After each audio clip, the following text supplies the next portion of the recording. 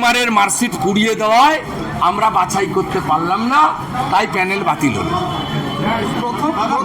পিসি ভাইপোর উল্লসিত হওয়ার কোনো কারণ নেই। পিসি প্রাক্তন হবে আর ভাইপো জেলে যাবে।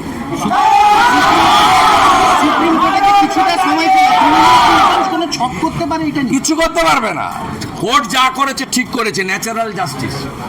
সকলের কথা শোনা, সকলকে বলতে দেওয়া, এবং কোর্ট বলেছে আন্ডারটেকিং দিতে হবে। চাকরি গেলে 12% সুদসহ টাকা ফেরত দিতে হবে।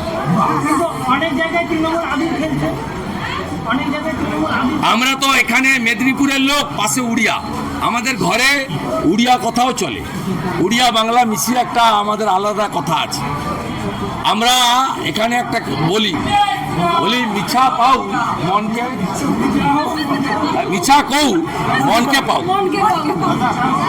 মিছা কৌ মনকে পাও। এর মানে হচ্ছে যে মিথ্যা কথা হোক যেন মনে ধরে।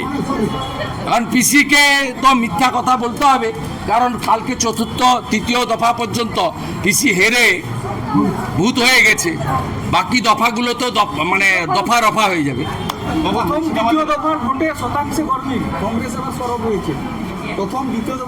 সব ফালতু কথা। শিলিগুড়ির অনামিকা বলছেন যে বারবার শিক্ষকদের নিজেদের যোগ্যতার প্রমাণ দিতে হচ্ছে, এটা কার্যত শিক্ষক। এর জন্য দায়ী মমতা ব্যানার্জি।